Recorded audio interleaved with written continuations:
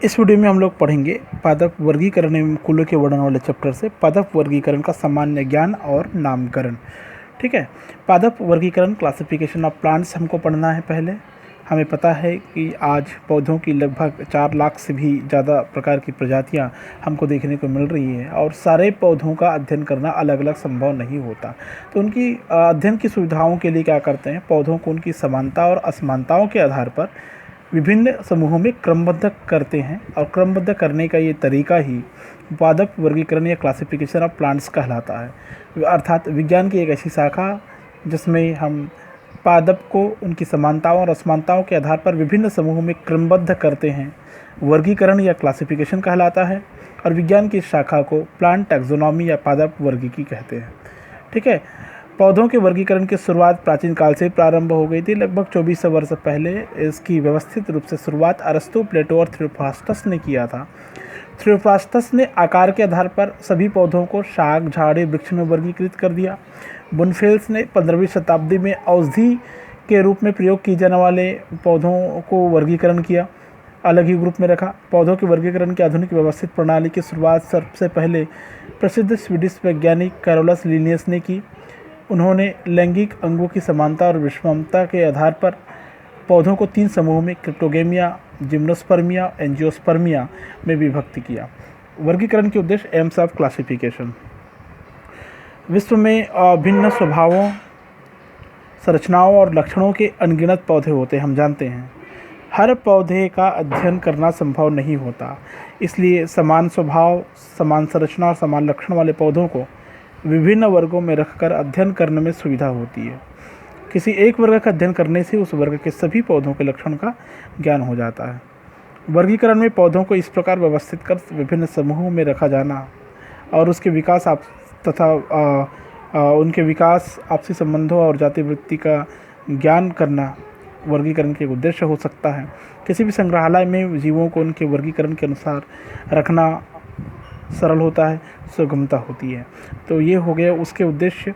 वर्गीकरण की इकाई कैरोलस लिनियस ने 6 इकाइयों का प्रयोग किया था वर्गीकरण करने के लिए। बाद में उनको उप इकाइयों में भी बांट दिया गया। ठीक है, 6 इकाई कौन कौन से आप देख सकते हैं। जाति वर्गीकरण की सबसे छोटी इकाई है। सब समान दिखने वाले ऐसे पौधों का एक संग्रह जो संरचना, आकारिकी, कारिकी स्वभाव में समान हो, जिनमें आपस में जीव रासायनिक व आनुवांशिक लक्षण समान हो, जिनमें अंतरा प्रजनन होता हो, सभी जाति कहलाता है। वंश, समान गुण वाली जातियों को एक वंश में रखा गया, मतलब समान गुण वाले जाति को एक वंश में रखा गया। ठीक है, अब समान वंश वाले पौधों को एक कुल में रखा गया। समान कुल वाले माने समानता प्रदर्शित करने वाले विभिन्न कुलों को एक गण में रख दिया गया। कई समान गणों को एक वर्ग में रख दिया गया, कई समान वर्ग को एक संघ में रख दिया गया। ठीक है, और आखिरी में समस्त संघ मिलाकर एक वनस्पति जगत या पादप जगत का निर्माण हो गया। ठीक है, तो ये है वर्गीकरण की एक सामान्य जानकारी। अब बात करते हैं हम कुछ नॉमेनक्लेचर की, नामकरण की। हम जानते हैं कि पादप को किसी भी पौधे को वैज्ञानिक नाम देने का एक प्रक्रम है नामकरण। संसार में कई भाषाएं होने के कारण एक ही पौधे का नाम अलग अलग भाषाओं में अलग अलग होने से वैज्ञानिकों को और लोगों को अध्ययन में असुविधा होती थी, बड़ी असुविधा होती थी। इसलिए किसी भी पौधे को एक ही अंतर्राष्ट्रीय वैज्ञानिक नाम देने की पद्धति खोजी गई, जिसे आज द्विनाम पद्धति के नाम से जाना जाता है। द्विनाम पद्धति या बाइनोमियल नोमेनक्लेचर पौधों और जंतुओं की जातियों को वैज्ञानिक नाम देने की एक अंतर्राष्ट्रीय पद्धति प्रचलित है और इस पद्धति का आविष्कार सर्वप्रथम कैरोलस लिनियस नामक साइंटिस्ट ने किया था। ठीक है, इसलिए इसको वर्गीकरण के पिता या वर्गीकी के जनक कहा जाता है, आधुनिक वर्गीकी का पिता कहा जाता है कैरोलस लिनियस को। इन्होंने 1753 में अपनी एक पुस्तक स्पीसीज ऑफ प्लांटेरम में वर्गीकरण की द्विनाम पद्धति को बताया था। ठीक है, इसके अनुसार द्विनामकरण पद्धति में प्रत्येक जीव का नाम 2 शब्दों में लिखे गए होंगे। पहला शब्द वंश को, दूसरा शब्द जाति को सूचक होगा। सभी नाम लैटिन या ग्रीक भाषा में होंगे और छपाई के तिरछे अक्षरों में लिखे जाएंगे। प्रतिलिपि में या हस्तलिपि में इनके नीचे एक लकीर खींची जाती है, मतलब हाथ से अगर हम लिखते हैं तो नीचे एक अंडरलाइन जैसे एक लकीर खींचते हैं। वंश के नाम का केवल एक शब्द वंश नाम एक शब्द में होना चाहिए और उसका प्रथम अक्षर कैपिटल लेटर में होना चाहिए, कैपिटल अक्षर में होना चाहिए, बड़ा अक्षर होता है। ठीक है। जाति का नाम का पहला अक्षर हमेशा छोटा होना चाहिए। नाम लंबे ना हो, उच्चारण कठिन नहीं होना चाहिए। प्रायः उस लेखक का नाम जो किसी जाति का सर्वप्रथम वर्ण व नाम देता है भी जाति के नाम के बाद या तो पूर्ण रूप से या संक्षेप में लिखा जाना चाहिए। जैसे आर्किस हाइपोजिया, एरेकिस हाइपोजिया बोलते हैं जिसको आखिरी में एल लिखा है। एल का अर्थ होता है किस नाम को, एरेकिस हाइपोजिया को एल अर्थात लिनियस नामक साइंटिस्ट ने दिया था। इसके कुछ लाभ होते हैं, जैसे विश्व भर के समान वैज्ञानिक नाम एक होते हैं। संक्षिप्त और संबंध बताने वाले नाम देखने को मिल जाते हैं। लैटिन भाषा में लिखे नाम सर्वमान्य होते हैं। नाम द्वारा जाति की गुणों की अभिव्यक्ति हो सकती है। इसके बाद आता है त्रिनाम पद्धति या ट्राइनोमियन नोमेनक्लेचर, जहाँ पर उपजाति की परिभाषा दी गई है। वहाँ अधिकतम त्रिनाम पद्धति लाई जाती प्रचलित है। इसमें तीसरा जो नाम होगा वो उपजाति या वैरायटी को दर्शाता है।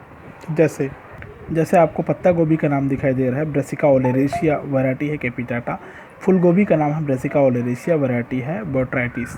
ठीक है, मतलब ये तो तीसरा नाम है, इसकी उपजाति को दर्शाता है। तृतीय नाम भी जाति के समान अंग्रेजी के छोटे अक्षरों के द्वारा शुरू किया जाता है। ठीक है। अब इस नामकरण में आगे जब जाएंगे तो वर्गीकरण की कुछ पद्धतियाँ मिलेंगी हमको, जैसे कृत्रिम पद्धतियाँ जिसको थियोफ्रास्टस और लिनियस नामक साइंटिस्ट ने दिया था। थियोफ्रास्टस को वनस्पति विज्ञान का पिता कहते हैं। इन्होंने पौधों को शाकी, छुप और वृक्ष में डिवाइड किया। लिनियस, कैरोलस लिनियस की पद्धति कहा जाता है, वर्गीकी का पिता कहा गया इसको। इन्होंने लैंगिक अंक की संख्या के आधार पर 1753 में स्पीसीज प्लांटेरम में प्रकाशित किया था। थियोफ्रास्टस और लिनियस कृत्रिम पद्धति के लिए जाने जाते हैं।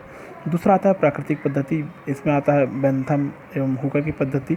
जॉर्ज बेंथम और जोसेफ डाल्टन हुकर इसका पूरा नाम होता है। इन्होंने जो बॉटनिकल गार्डन क्यू इंग्लैंड है वहाँ के वैज्ञानिक थे, वहाँ के पहले वैज्ञानिक हुआ करते थे। उनका नामकरण जनरल प्लांटेरम के नामक एक बुक में 3 खंडों में प्रकाशित हुआ है। ठीक है। इन्होंने बताया था कि कैसे पौधे में कुल 200 वंश और 7569 वंश में रखा गया है। उसके बाद आता है आइक्लेयर पद्धति में AW आइक्लेयर। इन्होंने विकास तथा वंशगत संबंधी गुणों की समानता के आधार पर 1883 में पूरे वनस्पति जगत का वर्ग